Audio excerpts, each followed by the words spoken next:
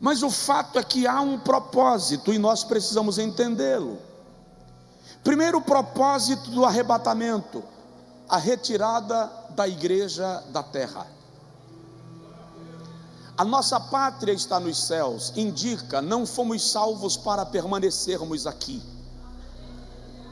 O Senhor Jesus diz: não vos deixarei órfãos, voltarei para vós. Aí ele diz: vos levarei para mim mesmo, João 14, para que onde eu estiver, estejais vós também. Já citei e repito, primeira carta de Paulo aos Tessalonicenses, capítulo 4, agora eu cito do versículo 16 a 18, anteriormente eu citei do versículo 13. Paulo diz: porque o mesmo Senhor descerá do céu, com alarido, com a voz do arcanjo e com a trombeta de Deus. O alarido, querido, será soado para aqueles que morreram em Cristo. É um convite a ressuscitarem em glória. Eu vou repetir porque ninguém entendeu. O alarido vai tocar para que todos os crentes que morreram ao longo de todos os anos e séculos da igreja sejam convocados do paraíso, e eles descerão ao encontro de onde estiverem seus restos mortais. E o espírito desses irmãos se apoderará desses restos mortais, e eles ressuscitarão em glória.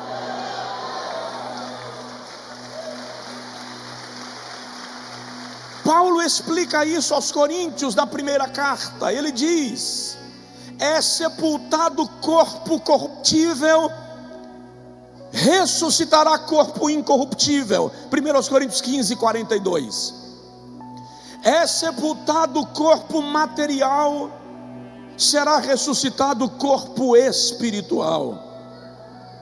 É sepultado corpo em ignomínia, e será ressuscitado corpo em glória, em poder. A voz do arcanjo será tocada para Israel. É um anúncio para a nação de Israel que chegou o tempo em que Deus voltará a tratar com eles. A 70ª semana se abrirá e Israel volta a conversar com Deus, e Deus volta a conversar com Israel. A trombeta de Deus será tocada para a igreja viva. E aí Paulo diz: os que morreram em Cristo ressuscitarão primeiro, e depois nós, os que ficarmos vivos, seremos arrebatados. Agora olha que interessante, na primeira carta aos Coríntios, capítulo de número 15, no mesmo texto que eu citei, a partir de 42, Paulo diz, lá no versículo 52, 53, Paulo diz: em verdade vos digo um mistério, nem todos morreremos, mas todos seremos transformados, no momento, num piscar de olhos, 7 milésimos de um segundo, o nosso corpo será transformado em corpo glorificado. O marido vai estar na sala conversando com a esposa, assistindo um jogo do futebol e conversando com ela, e quando ele olha para ela, ela simplesmente resplandeceu e desapareceu de diante dele. Ela está na cozinha preparando o almoço e ele falando, e quando ele presta atenção, de repente um resplendor toma conta e ela já não está mais lá. A igreja será retirada daqui. Aqui não é o lugar dos salvos. O mundo aperta a igreja para que não haja mais a permanência dela na terra. Então o primeiro propósito do arrebatamento é retirar a igreja daqui. A igreja será chamada ao encontro do noivo, será chamada à presença de Deus. O amigo do noivo já está preparando a noiva. Vou repetir, o amigo do noivo já está preparando a noiva. Leve a sério a sua salvação. Segundo propósito do arrebatamento, a ressurreição dos que morreram em Cristo. Aqueles que desde agora morrem no Senhor estão esperando o dia que serão chamados a ressurgirem dentre os mortos. A dor da perda de um ente querido talvez seja a mais intensa e ao mesmo tempo a mais inexplicável que o ser humano vivencia. Mas para os salvos, olha o que Paulo diz: não quero, irmãos, que sejais como aqueles que não têm esperança. 1 Tessalonicenses 4,13. Porque se cremos que Cristo Jesus ressuscitou dentre os mortos, quem crê que Jesus ressuscitou dentre os mortos? Então também cremos que aqueles que desde agora morrem no Senhor, Deus os tornará a trazer com Ele. A sepultura não poderá aprisioná-los. Eles não ficarão presos, submersos às águas. O mar, o fogo, a terra terá que devolver o corpo dos nossos irmãos, e eles ressuscitarão em glória e em poder.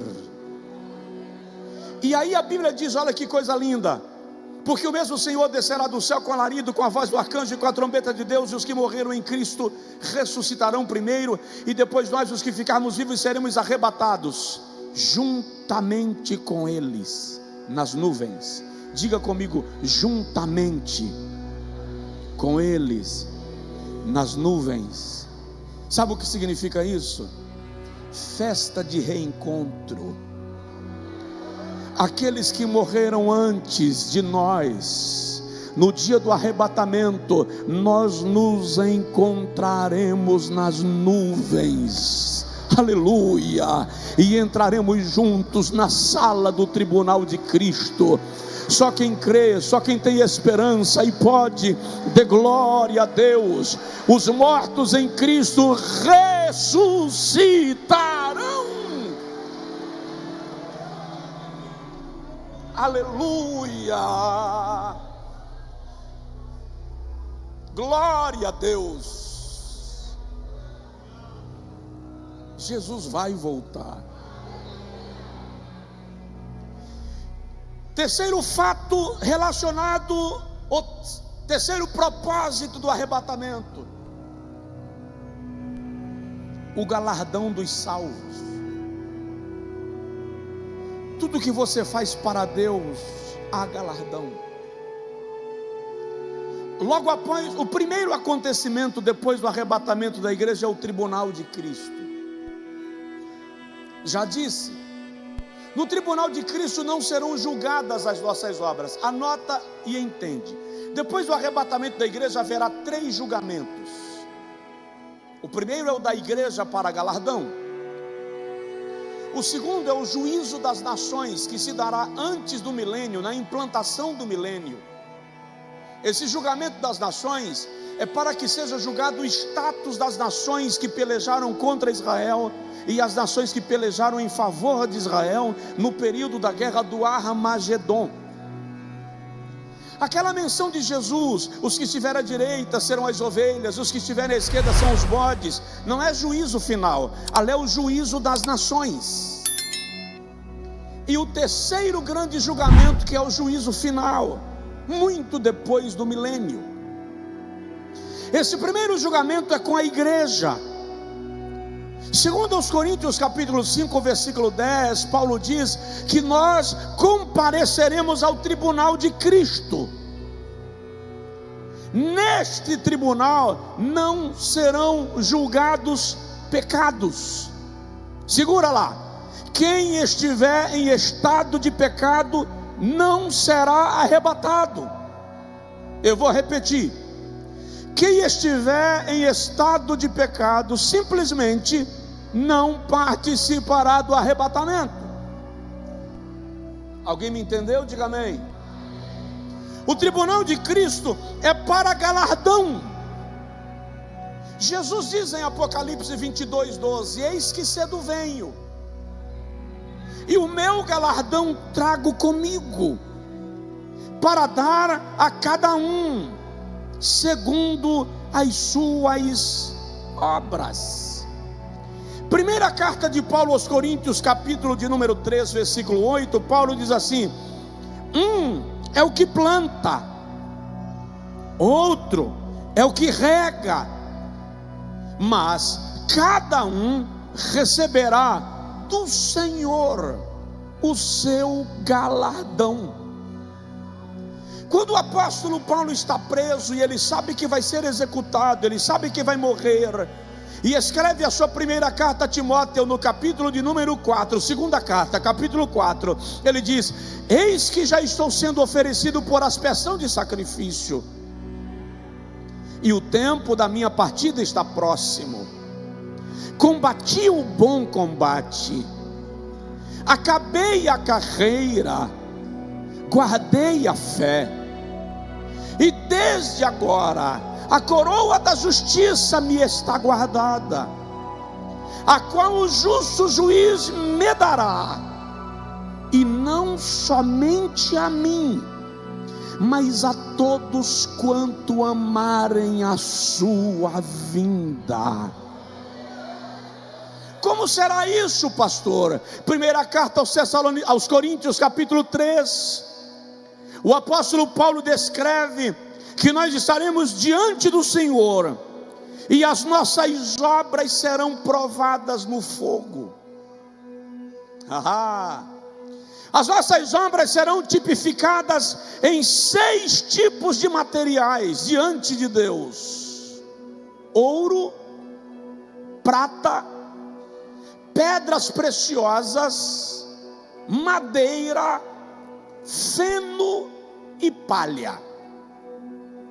A minha pregação de hoje à noite, o que eu estou fazendo para Deus aqui hoje à noite, está aparecendo diante de Deus na forma de um desses 6 materiais: ouro, ou prata, ou pedras preciosas, ou capim seco, ou palha, ou madeira.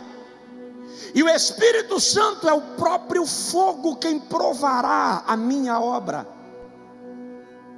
Aí Paulo diz: se a obra que alguém fez resistir ao fogo, o tal receberá galardão. Se não resistir ao fogo, o tal será salvo, todavia como que pelo fogo. A grande pergunta é: que tipo de obras nós estamos fazendo para Deus?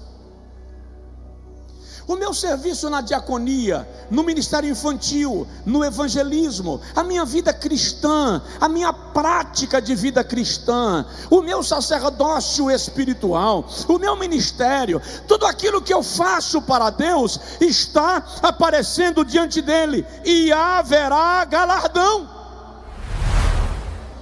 Veja, a salvação é pela fé, mas o galardão é pelo serviço. O galardão é baseado naquilo que fazemos para Deus, e Ele trará consigo a sua coroa, o seu galardão.